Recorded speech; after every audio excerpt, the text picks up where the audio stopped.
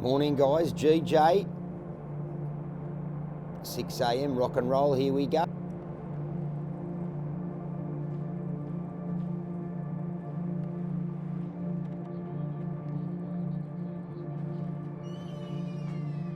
When I wake up in the morning, if I don't get out of bed straight away, my head is going a million miles an hour and I can catastrophize everything in my life.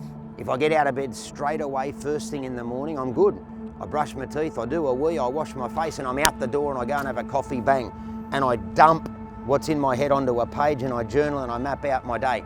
Routine is critical to do that. That has to be a minimum standard. It's not acceptable to just lay in bed. If I do that, I'll cave my head in and I won't get anything done and I won't be able to serve the world.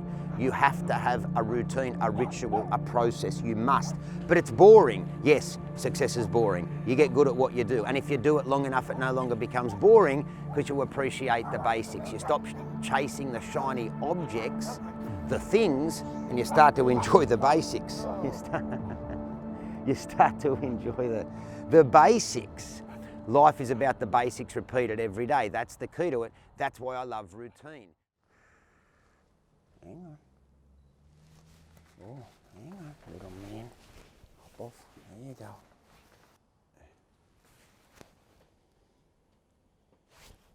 Morning guys, GJ.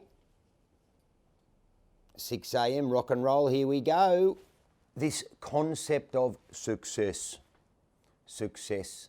We've got this idea, I think, as a society that success is exciting. Success is exciting, it's intoxicating. It's not. Buddhism talks about suffering and it talks about attachment.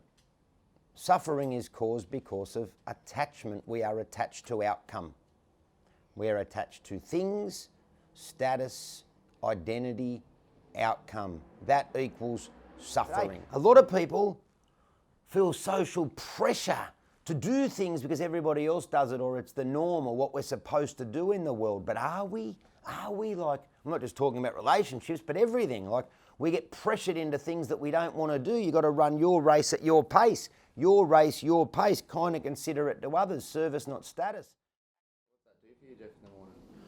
Mate, it gets me, well, gives me a bit of purpose, a lot of purpose. For me, I think people need it. They need the shot in the arm first thing in the morning. If they don't get it. Do you think it's also for yourself? 100%. Accountability for Mate, yourself? 100%. Yeah. So for me now, I do things that make me better. So I build that into my job, my work, my life.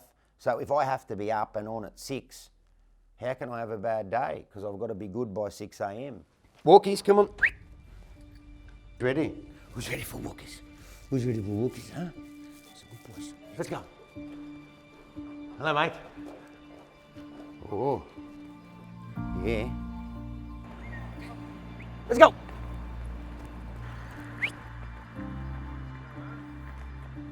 Go.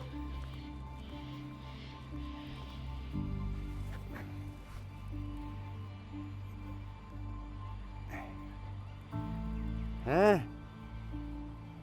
Okay. Give it here.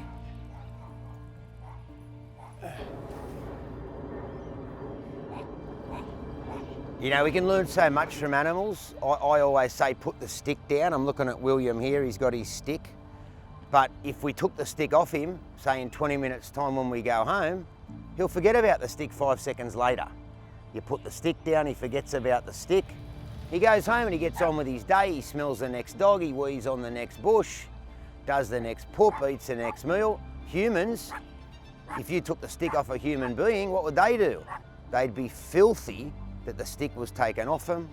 They'd analyse that stick, they'd analyse what happened, they'd ask themselves why. They'd go to the park the next day looking for the stick, angry about the stick, blaming others for the stick. They'd have resentments and fears and all this stuff from the past. They'd drag the past into the future, they'd create baggage from the past. That's what humans do. Animals put the stick down, they forget about the stick, they move on, they find another stick. They don't commiserate the stick that was, that stick that they earned, that they used to have, that was theirs. It was their possession. We learn so much from animals if we can be still enough to watch and be with them. not be on our phone with them. You walk down the park here, everyone's on their phone with them, not being with them. We're not learning from them. Animals have got it right, they're present. We are rarely present, animals are always present. Put the stick down, they forget the stick.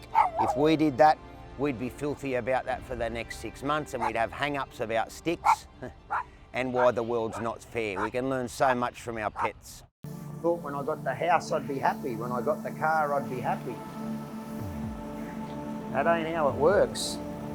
Often we lose ourselves trying to get all that stuff. Nothing wrong with nice stuff, but if you've lost your purpose and stuff that brings you joy, you can have all the money in the world and be depressed. I say if your income's going up but your happiness is going down, that's not success. They've both got to go up. Otherwise, what are we doing it for? Hey everyone, this is Pat Mesiti. Over the last 30 years, I've had the great joy of speaking and traveling with some of the world's greatest speaking icons. The late great Zig Ziglar, Jim Rowan, Dallas Waitley, Bob Proctor, Mark Victor Hansen, Dr. John D. Martini. But there's one that I believe is really a cut above the rest. Why is he a cut above the rest? Well, he went from having millions of dollars to literally seeing his life completely fall apart. But here's the great thing. Bounced back, recovered, and doing greater than ever. His name is Geoff Jowett. Mate, the best horse ever. I tell you what, they don't come any better than this, mate. Yeah, horses. Well, but yeah, let's talk about it. Jeffy's life. Jeff's life, highs and lows. Jeff, what brings you here, mate? I mean, Well, mate. I mean, body trim to this. I started Vision Personal Training when I was 21. We went on a franchise that did all right. There's about 50 of them now. Mate, I got out in the mid-2000s. As always, it wasn't big enough, fast enough. You know, wasn't exciting enough. Thought I could do more, needed to do more. I did it for the wrong reasons. I did it to make dough. And nothing wrong with making dough, but money never leads, it follows. It follows. They've got to follow purpose and contribution and service and the deeper stuff. The stuff that takes time to build.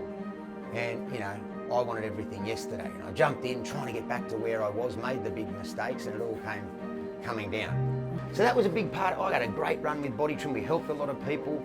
But mate, I was never happy. I was never at peace with myself.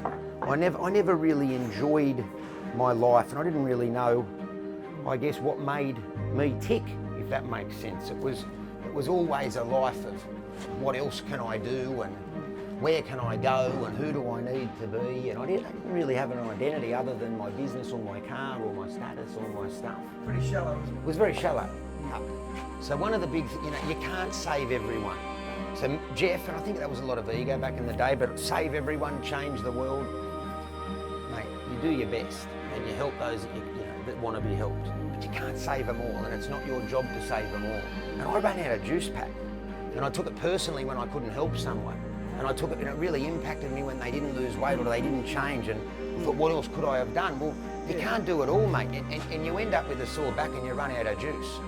And that was what happened, and you know, you get empathy fatigue, and mate, there's a lot of people out there that are victims. So do I love people? Yes. Can they be draining? Yes. So and the thing right now, I am incapable of bullshit. I'm not doing, I'll tell you right now, because and this is the difference, I used to need things. I don't need anything anymore. People want to make more money, stop looking at the till. Start living in process. Want to sell more houses, make more calls, stay in process, lose more weight, eat better food, but make better choices. Look, that is process. You want to get better at horse riding, stop looking at the jump and stop thinking about the achievement and focus on process. Golf process. Where do people go wrong at golf? They add up the score before they're finished. Want to be 5 years from now. Why is that important to you? And you've got to attach pain to the thing that's holding you back. If you're on the piss every night and it's a problem, you've got to understand that being an alcoholic and dying from that 10 years from now is shit. If you're eating chocolate every day and you're obese, you're going to die of diabetes and you're not going to see your kids or your grandkids, and that's shit. You've got to get tears in your eyes and attach massive pain to what that problem is. Mine was the drink. Other mates, it's gambling, it's drinking, it's drugging, it's food. You've got to attach so much pain that when I look at alcohol, I see poison, I see fear, I see all those things, so I do not drink. Now it's easy, it's not even in my life. I replaced a shit habit with the best. How is a drink anything compared to this beautiful girl? How is that possible? impossible. Look at her, isn't it? And when you do this a couple of years down the track, you get all this magic in your life. And that's what I want for people, because it's possible. You got to get out of those bad habits. You got to find new good habits and raise your standards. It's not freaking motivation, it's standards. Raise your personal standards. Like, what do you accept in your life? Everyone goes, oh, I want to have the best life, but your standards are shit. Your standards are shit. You sleep in, you eat shit, and you drink piss. How can you have a good life when you hang out with negative, victim, toxic people? Your life cannot work. You must change. You've got to be the change. If you do that, I promise you can have anything you want. I look at my life today, and I'm happy. And I'm these wonderful people down here I consider friends, and you know, they're beautiful people. There's no, like, my life's great. My life was never great. I was fucking depressed the whole time. The flash cars, everything. Mate, it was everything. The life looked amazing. It was Wolf of Wall Street. It was a disgrace. I was never happy. Now, I'm happy 99% of the time. Transform. Mate, but you gotta get back to the basic stuff. Like, Geoff, I want to say this. Tell me. You just asked a question. I saw Candy kiss you, and you said, can it get any better than this?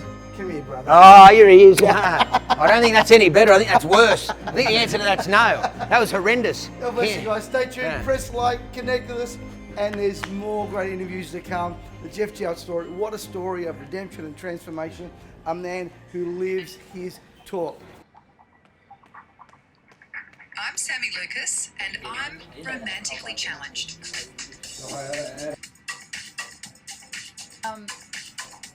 Being as open and honest as you possibly can in sharing experiences about being single at this age. Yes. Dating, what your dating life consists of.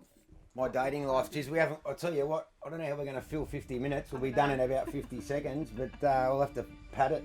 For me, not everybody has to conform to one way. I have not been married. I don't think marriage or long-term relationships are maybe, for me, I like my own company, and I just sort of am a bit of a loner. I just do my own thing, so I go with that. I don't feel like I have to conform to everybody else. If someone wants another person in their life, they'll only meet the right person when they feel like they are enough now. Not when they meet that other person, like the Jerry Maguire bullshit of, you complete me. What a load of rubbish. You complete yourself. And when you feel complete, you'll meet someone else like that. Never when you don't feel complete. This is the stuff I want to talk about today.